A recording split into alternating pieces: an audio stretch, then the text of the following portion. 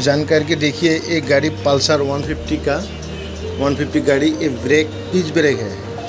जब लगाएंगे हम तो ब्रेक रिटर्न नहीं हो रहा है। अभी देखो ये स्प्रिंग टूट गया, हम इसमें लगाना पड़ेगा, इसमें लगा देंगे हम। देखिए